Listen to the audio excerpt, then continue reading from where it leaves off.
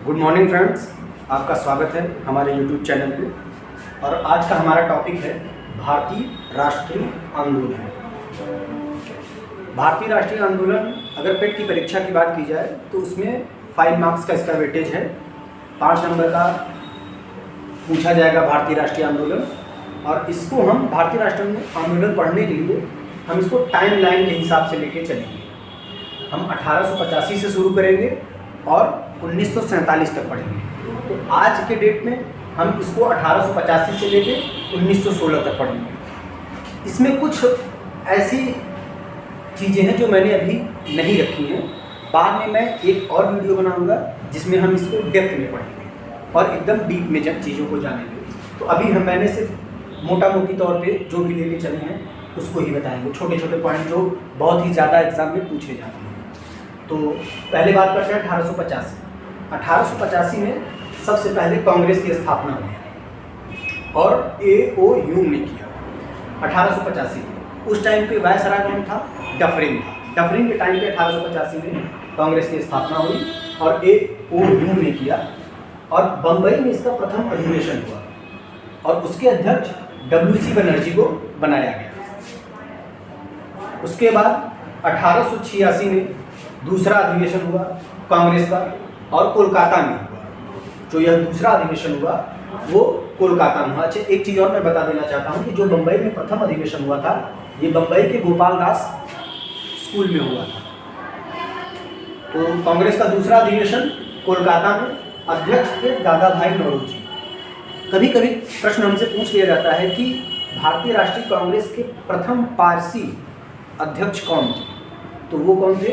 दादा भाई नौरोजी। और एक पॉइंट और आता है, नेशनल कॉन्फ्रेंस और कांग्रेस का विलय। सुरेंद्र नाथ बनर्जी ने नेशनल कॉन्फ्रेंस की स्थापना की थी जिसका कांग्रेस में विलय हो गया और वो विलय कब हुआ? 1886 में। अब आता है 1887 में कांग्रेस का मद्रास अधिवेशन हुआ। इसके अध्यक्ष बदरुद्दीन तैयब थे। कभी कभी प्रश्न पूछता है कि भारतीय राष्ट्रीय कांग्रेस के प्रथम मुस्लिम अध्यक्ष कौन थे? तो वो थे बदरुद्दीन तैयब। फिर 1888 में कांग्रेस का इलाहाबाद अधिवेशन हुआ। एक चीज़ और मैं बता, महत्वपूर्ण अधिवेशन है, हम सिर्फ उन्हीं पे फोकस करेंगे। तो 88 में जो कांग्रेस का इलाहाबाद अधिवेशन हुआ उसके अध्यक्ष जॉर्ज ह्यूम थे। कभी कभी प्रश्न घुमा के पूछता है कि प्रथम ईसाई अध्यक्ष कौन था? कांग्रेस का प्रथम ईसाई अध्यक्ष कौन था? तो वो थे जॉर्ज ह्यूम। या पूछ लेगा कि प्रथम यूरोपीय अध्यक्ष कौन था? तो प्रथम यूरोपीय अध्यक्ष थे जॉर्ज ह्यूम। लड़के कंफ्यूज हो जाते हैं, बच्चे कंफ्यूज हो जाते हैं कि AO ह्यूम अगर ऑप्शन में है तो उसको टिक करके चले जाते हैं और गलत हो जाता है। AO ह्यूम कभी भी अध्यक्ष नहीं रहे हैं, इन्होंने सिर्फ स्थापना की है और ये सचिव के पद पे भी रहे हैं। 1896 में कांग्रेस का कोलकाता अधिवेशन हुआ। ये महत्वपूर्ण इसलिए है क्योंकि सर्वप्रथम इसमें पहली बार वंदे मातरम गाया गया। किसी भी अधिवेशन में सर्वप्रथम पहली बार वंदे मातरम कब गाया गया?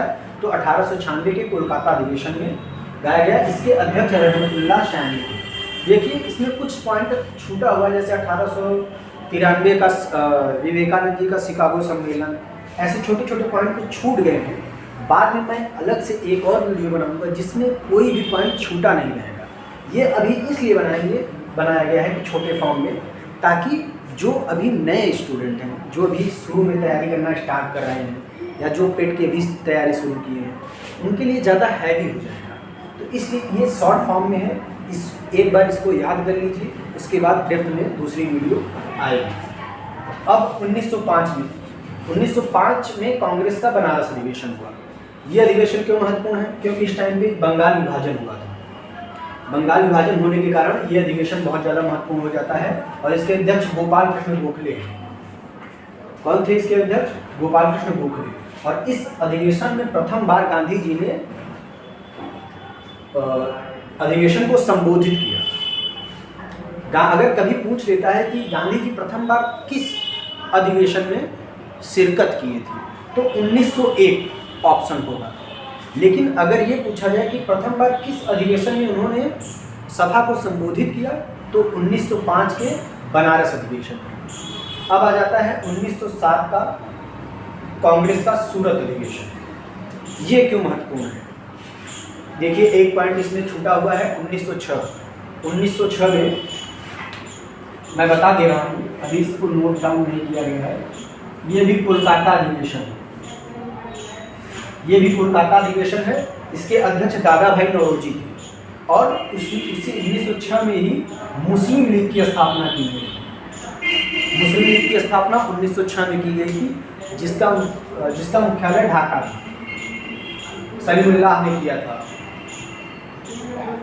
तो 1907 कांग्रेस का सूरत अधिवेशन, अध्यक्ष रास बिहारी बोस। बच्चे कंफ्यूज जाते हैं, कभी कभी ऑप्शन में रास बिहारी बोस आ जाता है। तो रास बिहारी बोस जो थी वो गर्म दल के नेता थे, और रास बिहारी बोस, वर्ड पे जाइएगा, घोष, ये नरम दल के नेता थे। तो ये अध्यक्ष थे कांग्रेस के सूरत अधिवेशन में 1907 में, और इसी में कांग्रेस का प्रथम विभाजन हुआ था। कांग्रेस नरम दल और गर्म दल में बट गई थी 1907 के सूरत अधिवेशन में, तो ध्यान रखिएगा। फिर 1909 मार्ले मिंटो सुधार अधिनियम, ये बहुत ध्यान से देखिए। मिंटो द्वितीय भारत के वायसराय थे, मार्ले भारत के सचिव थे। ठीक, तो मार्ले मिंटो सुधार किया गया। सचिव जो था वो हमेशा ब्रिटेन में ही रहता था, और ब्रिटिश भारत के संबंध में नियम कानून वही सब बनाते थे, मार्ले जो सचिव होते थे। मिंटो भारत में रहते थे, ये भारत के वायसराय हैं। तो मार्ले मिंटो सुधार अधिनियम, इसमें जो मार्ले मिंटो सुधार अधिनियम में बहुत सी चीज़ें आई, ये चीज़ आपको पॉलिटी में बहुत डेप्थ में पढ़ाई जाएगी, लेकिन हिस्ट्री के पर्पज से सिर्फ एक चीज़ था कि मुस्लिमों के लिए पृथक निर्वाचक मंडल। ये एक पॉइंट जो सबसे महत्वपूर्ण है वो अभी बता दे रहा हूँ कि मार्ले मिंटो सुधार में मुस्लिमों के लिए पृथक निर्वाचक मंडल की व्यवस्था की गई। अब आ जाइए 1911 में। 1911 बंगाल विभाजन को रद्द किया गया। 1911 में बंगाल विभाजन, जो 1905 में बंगाल विभाजन हुआ था, उसको रद्द किया गया, और राजधानी को कोलकाता से दिल्ली, किसी किताब में राजधानी को कोलकाता से दिल्ली 1912 दिया गया है, देखिए, और कहीं कहीं 1911 मिलता है, तो बच्चे थोड़ा सा कंफ्यूज हो जाते हैं। 1911 में प्रस्ताव हुआ था और पूर्ण रूप से अप्लाई हुआ था 1912 में, तो यही इसलिए कहीं कहीं डेटा 1912 देता है, कहीं कहीं 1911, तो ये थोड़ा सा ध्यान देने वाली बात है। और 1911 में क्या हुआ था, जॉर्ज पंचम जो ब्रिटिश शासक थे, जॉर्ज पंचम, उनका भारत में आगमन हुआ था, और उनके आगमन के उपलक्ष्य में दिल्ली दरबार का आयोजन किया गया था। कब? 1911 में। अब आते हैं 1915। देखिए, 1913 में गदर पार्टी की स्थापना हुई थी, तो 1913 भी स्किप है, अभी ये हमने नहीं किया है। अभी इतना आप लोगों को जब याद हो जाएगा तो एकदम डेप्थ में एक वीडियो और डालेंगे, और उसमें कोई भी चीज़ छूटी नहीं रहेगी। अभी दिमाग में प्रेशर न पड़े, इसलिए सिर्फ मेन चीज़ें जो बहुत ही प्रमुख चीज़ें हैं उनको हमने लिखा है। 1915 में 9 जनवरी 1915 को गांधी जी अफ्रीका से भारत आए। एक बात जान लीजिए कि भारतीय राष्ट्रीय आंदोलन में गांधी जी बहुत ही इम्पोर्टेंट है। गांधी जी किस जहाज से आए, गांधी जी किस जहाज से गए, गांधी जी ने क्या क्या किया, हर एक चीज़ अपने आप में बहुत इम्पोर्टेंट है। तो 9 जनवरी 1915 को गांधी जी अफ्रीका से भारत आए। याद रखिएगा, 9 जनवरी को ही प्रवासी भारतीय दिवस मनाया जाता है, और ये किस कमेटी की अनुशंसा पे हुआ, तो एमएल सिंघवी, मैं लिख दे रहा हूँ, एमएल सिंघवी की कमेटी की अनुशंसा, एमएल सिंघवी कमेटी की अनुशंसा पे ये प्रवासी भारतीय दिवस मनाया जाता है 9 जनवरी को। अब आते हैं 1916, कांग्रेस का लखनऊ अधिवेशन, अध्यक्ष है अमृता चरण मजूमदार। ये बहुत इंपॉर्टेंट है। ये इंपॉर्टेंट क्यों है? 1907 में जो कांग्रेस का सूरत अधिवेशन में जो कांग्रेस का विभाजन हो गया था, यहाँ पे आके फिर से नरम दल और गरम दल में समझौता हो गया, और सिर्फ नरम दल और गरम दल में समझौता नहीं हुआ, यहाँ की नरम दल, गरम दल और मुस्लिम तीनों के बीच आपसी समझौते हुए, और इसमें मुख्य भूमिका निभाई बाल गंगाधर तिलक और एनी बेसेंट। तो याद रखिएगा, अगर कभी कभी पूछ लेता है कि किसने मुख्य भूमिका निभाई, तो बाल गंगाधर तिलक और एनी बेसेंट। बाल गंगाधर तिलक और जिन्ना के बीच अच्छे संबंध थे, क्योंकि जब बाल गंगाधर तिलक जेल में थे तो उनका केस जिन्ना ही लड़ रहे थे, तो इसलिए महत्वपूर्ण हो जाता है, इसलिए उनके प्रयासों से ऐसा हुआ। और एनी बेसेंट का गर्म दल और नरम दल दोनों में अच्छा संपर्क था, तो जिस वजह से ये संभव हो पाया। 1916 के लखनऊ अधिवेशन में अंबिकाचरण मजूमदार और 1916 में ही होम रूल लीग की स्थापना की गई। होम रूल लीग आयरलैंड के होम रूल लीग पे आधारित भारत में होम रूल लीग की स्थापना की गई, जिसमें से दो थे, एक तिलक का था और एक एनी बेसेंट का। जो तिलक का था उनका कार्यक्षेत्र महाराष्ट्र, कर्नाटक, बराक, मध्य,